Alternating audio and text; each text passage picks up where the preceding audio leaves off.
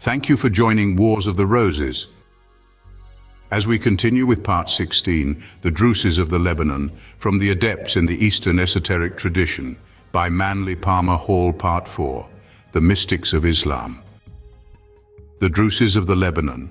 In the mystical sect of the Druses, several streams of highly specialized and extremely profound religious teachings, both Eastern and Western, have been imposed upon a people neither profoundly learned nor especially suitable to become so. Today, the sect numbers approximately 150,000 and is scattered through the smaller communities of Syria and contiguous areas. The Druses follow a system involving elements of the Orphic mysticism of the Greeks, Indian esotericism, Near Eastern and North African transcendentalism, Old Testament moralism, Islamic ethical speculations, star worship, and the Avestic literature of Persia.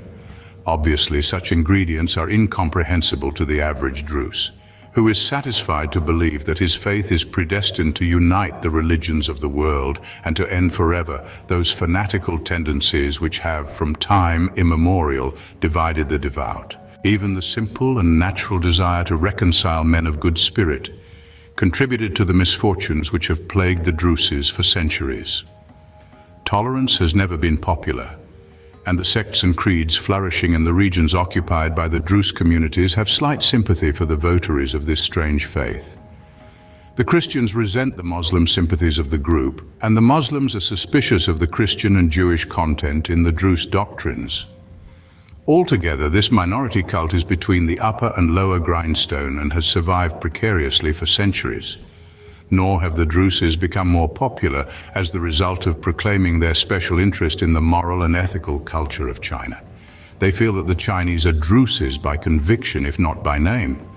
To escape the persecution of powerful neighbors, the Druses have incorporated into their code an article of faith which permits them to conceal their membership in the order and to proclaim themselves orthodox members of any faith dominant in the area where they live. Thus, they live in a state of public conformity and private dissension. They further justify their attitude on the grounds that all other religions are corrupt forms of Drusedom. Fortunately, they are not inclined to proselyte and have no interest in making converts, and this disinterestedness has prevented their extinction. Although it is usual to consider them as an offshoot of Islamism, it is doubtful if that assumption is correct. The sect arose among the Muslims, but from the beginning exhibited characteristics suggesting Gnosticism. The Gnostics flourished in North Africa, where Drusedom was born, and it might be more accurate to trace the sect to the revival of classical philosophy among the Muslims. Just as Muhammad himself was strongly influenced by Nestorian Christianity and Judaism, the founders of the Druse sect were evidently acquainted with several philosophical systems. The Drusian attitude toward the complex problem of the man Jesus and the Christ principle is certainly based upon the teachings of the Alexandrian Gnostics. The Druses have an excellent reputation for thrift, hospitality, and courage. They will converse freely on almost any subject except the secrets of their religion. If pressed too far, they may have a convenient lapse of memory or experience unusual difficulties with language. Like most devout peoples, however, they have a keen sense for estimating human nature, and a few non-Druses who showed an honest desire for knowledge and appropriate capacities of temperament have been permitted to learn some parts of the Drusian doctrine. By living quietly in a community of Druses and gradually gaining the respect of the sect, it is possible to overcome slowly the reticence of these people. According to history, Drusedom was founded in the 11th century of the Christian era by Ismail ad-Darazi, a Persian mystic. At that time, Al-Hakim bi-Amrillahi was the Fatimid Caliph of Egypt. Under the pressure of a rising mystical conviction, this caliph proclaimed himself to be an incarnation of God, and being apparently of unsound mind, he reigned erratically and despotically until his final disappearance in AD 1021. It seems probable that he was assassinated, but as his fate was never clearly established, curious legends gained wide circulation. Actually, Al-Hakim was little more than a name, and it cannot be assumed that he originated the doctrines associated with him. The Druses of the Lebanon have been falsely accused of deriving their religion from a mad caliph whose temperament was reminiscent to that of Nero. Actually, both Muslim and non-Muslim Druses follow an elevated moral and ethical code, which causes them to be considered more or less puritanical by neighboring unbelievers. There are a number of Druses in the United States, but they usually pass as Syrian Christians and are not likely to discuss their faith unless the listener is informed and sympathetic. There is nothing in the manner or attitude of the educated Druse to suggest that his background is in any way remarkable. In business, he is honorable. In his private life, kindly and tolerant, and in public matters, he exhibits a strong sense of civic responsibility. In discussing their religion with Syrian Druses who have become American citizens, it has been my experience that they regard many of their older beliefs as folklore, but are quickly responsive to references made to the esoteric doctrines of Oriental nations. One told me that he had heard from his mother about the existence of adepts and secret schools in remote Asia, but had not given the matter serious thought until he contacted mystical groups in America. Like the followers of most other faiths, the Druses are receptive to the idea of a secret doctrine concealed beneath the outer forms of religious systems. As one expressed it, "I was told these things when a child, but I did not understand." The Drusian system of initiation, like that of most esoteric sects, includes visions, trances, and related psychic phenomena. The masters of the sect are undoubtedly well trained in natural magic and, like the priests of most ancient sects, are able to cause miraculous occurrences. Perhaps their disciplines were derived from the Orphites, who were skilled in secret arts. Certainly the higher members of the Drusian sect are so convinced of the validity of their esoteric sciences that they cannot be converted to any other faith. Their rites include fasting, rituals of purification, and obligations of secrecy. They also share in the concept of many fraternities, as these relate to mutual aid, to the protection of members, and to the performance of charity. The Druses have 7 commandments or tenets which they obey and practice. 1. God is one and indivisible. 2. Truth is supreme. 3. Religious tolerance is a virtue. 4. All men and women of good character are entitled to respect. 5. Complete obedience to the decrees of God. 6. Purity of mind, soul, and body. 7. Mutual help and support in time of need. Both men and women are eligible for initiation on terms of complete equality. This in itself is unusual among Eastern sects. Masters of the Drusian faith are regarded as exceedingly venerable and are consulted on important matters. Their advice or opinion is usually followed without question. Children are well treated in the Drusian community, and the family life is simple and dignified. In older times, education was largely in the keeping of advanced members of the group. Though not especially warlike, the Druses are ready to defend their culture, and there have been periods of intense strife between them and the Muslim groups. Most of these difficulties, however, belong to the past, and today the communities are peaceful and industrious. It is not easy to summarize the doctrine of the Druses. Most available information is derived from antagonistic sources, either Christian or Muslim. Even those who desired to be fair, have either lacked direct contact with the sect or have been influenced to some degree by popular reports. The summary given by the Earl of Carnarvon is about the best available. The imposing doctrine of faith in one God in whom there are no parts, to whom no attributes can be assigned, before whom the tongue refuses to utter, the eye to see, the mind to understand, whose very name is ineffable, which crowns the pyramid of Druse theology, might seem to remove heaven too far from men and their affairs. And therefore the weaknesses of human nature have been well accommodated by the reflection and incarnation of the deity in successive ages. 9 times previously in India, Arabia, Persia, and Africa, so Hamza taught, had the Supreme Intelligence deigned to reveal himself under the form and name of mortal men. In the person of Hakim, for the 10th and last time, God's will was republished, his forbearance manifested, and a final appeal made to the obduracy of the world. For 26 years, the door, in the figurative language of the Druse doctors, stood open to Christian or Mohammedan, Jew or Gentile.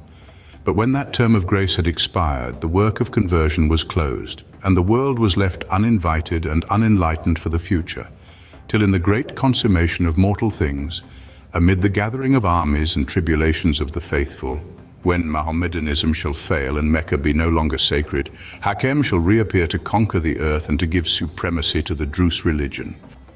Missionaries who have attempted to penetrate into the secret rites of the Druses have occasionally been permitted to witness ceremonials manufactured for the encouragement of persistent unbelievers. This has led to the conclusion that Drusedom consists of two conflicting systems of doctrine, one for the laity and another for the initiated.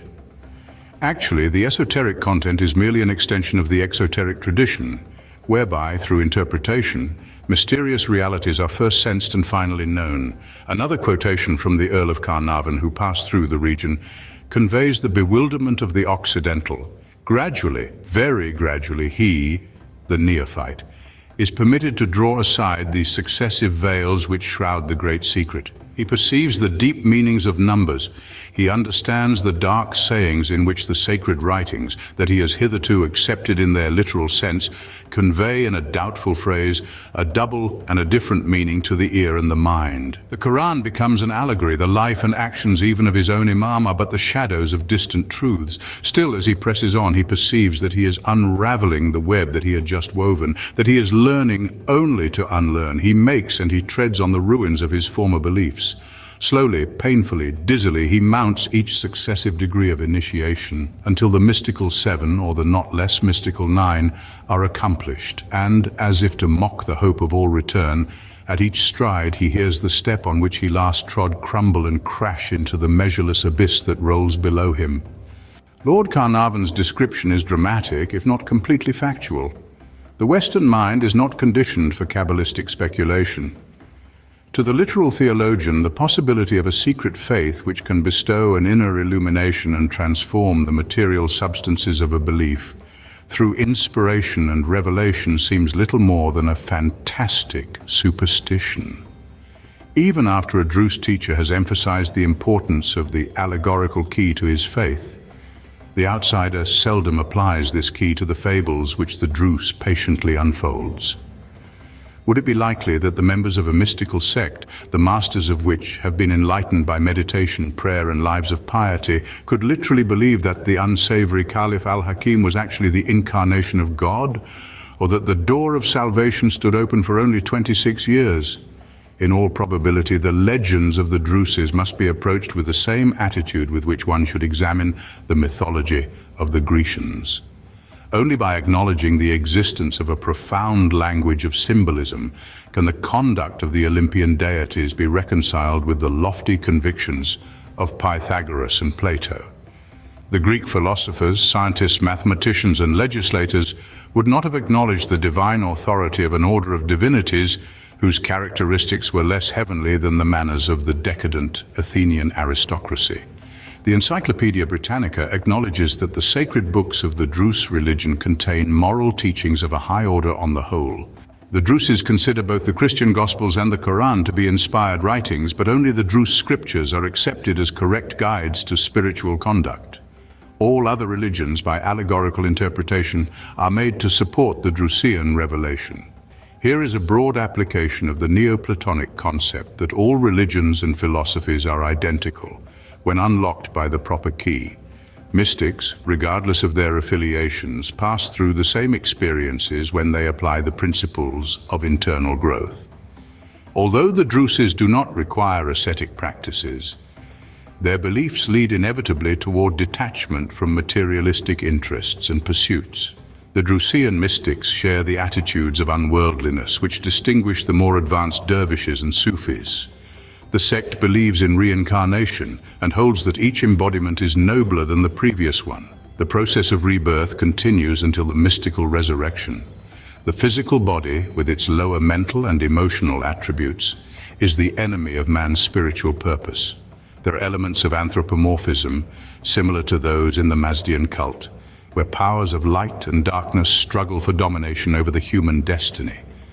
Security against evil is attained by obedience to the Drusian code, which was given by God through his embodiments for the preservation of his creatures.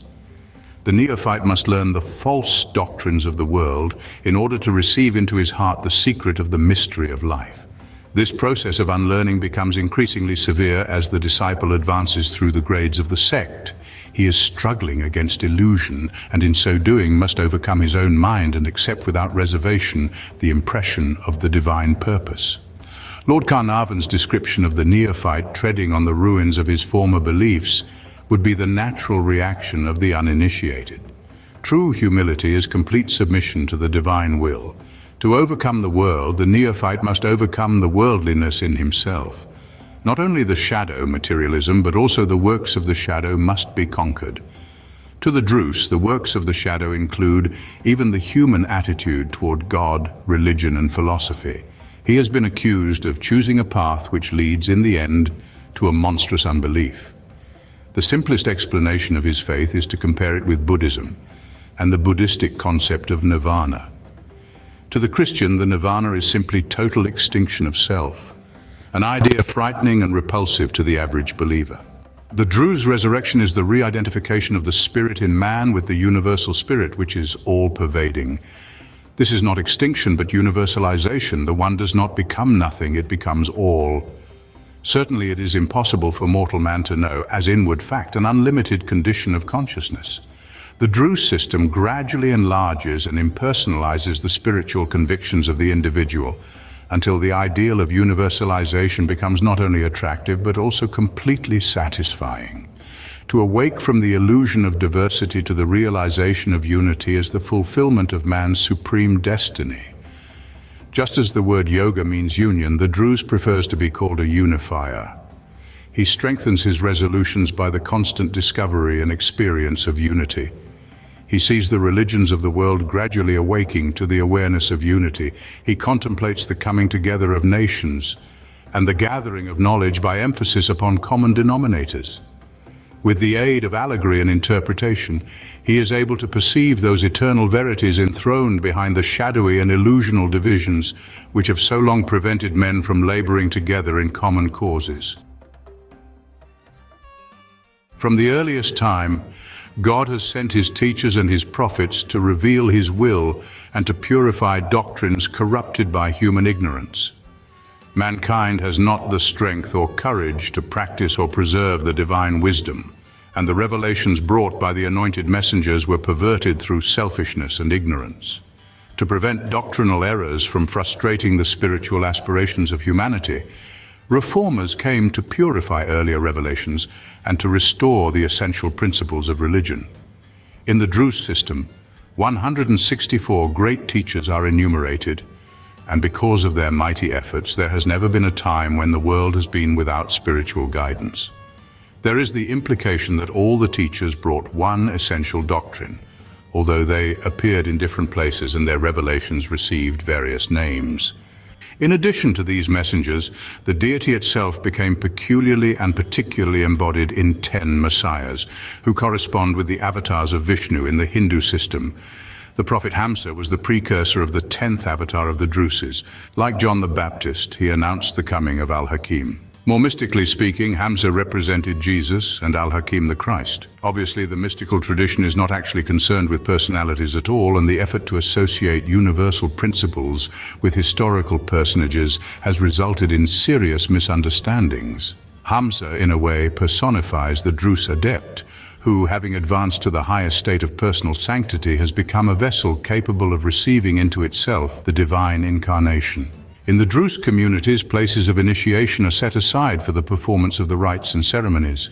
These chambers are underground, have only the simplest of furnishings.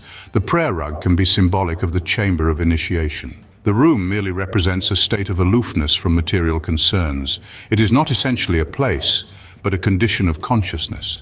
The initiation rituals follow closely the rites of Greece and Egypt. The candidate is tested by trials of physical strength and endurance, moral temptations, and is further examined for his aptitude in the learning and disciplines of the sect.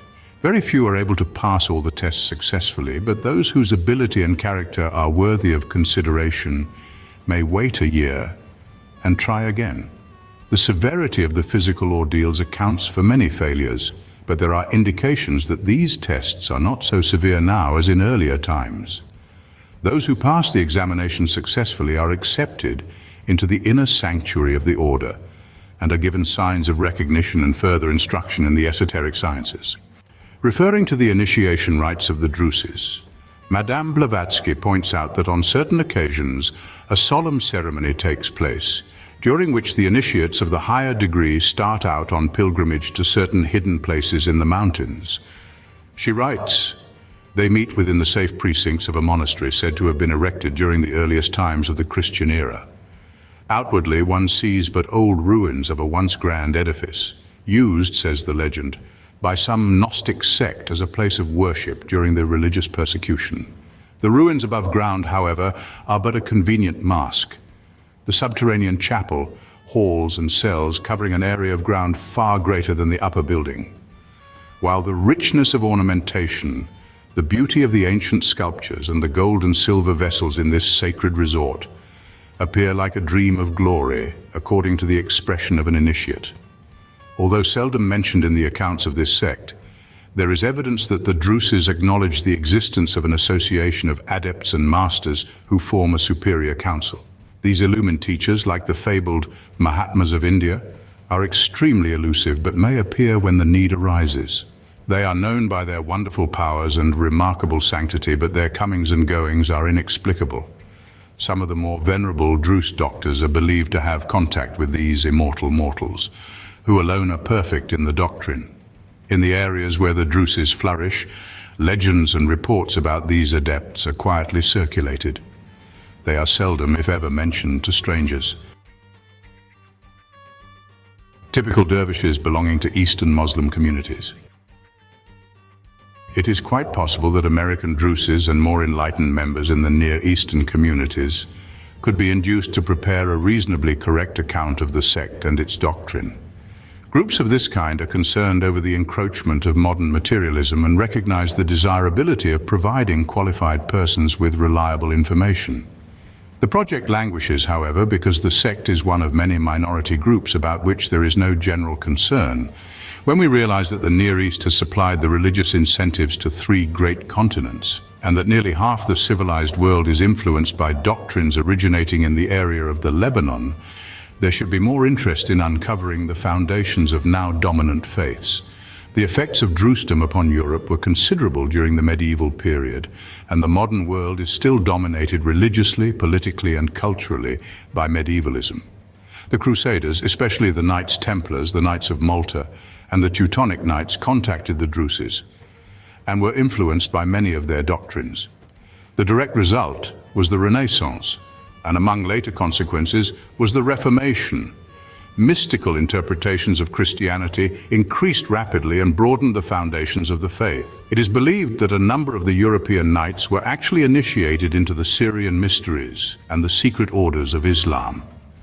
Through them, the great heresy reached Europe, supplying the impulse which ultimately overthrew spiritual, intellectual, and physical feudalism. The constant intercourse between Syria and Europe, maintained first by the flocks of pilgrims perpetually crowding to Jerusalem, then by the Crusades, and lastly by the establishment of the Frankish kingdom in Palestine and of the different principalities upon the coast, produced vast effects, both apparent and concealed, upon the nations of Europe, more especially those seated upon the Mediterranean. Thank you for watching. And please don't forget to share, like, subscribe, and comment. And if you can, please consider donating to Wars of the Roses. Links to PayPal and Patreon are in the description. Thank you so very much.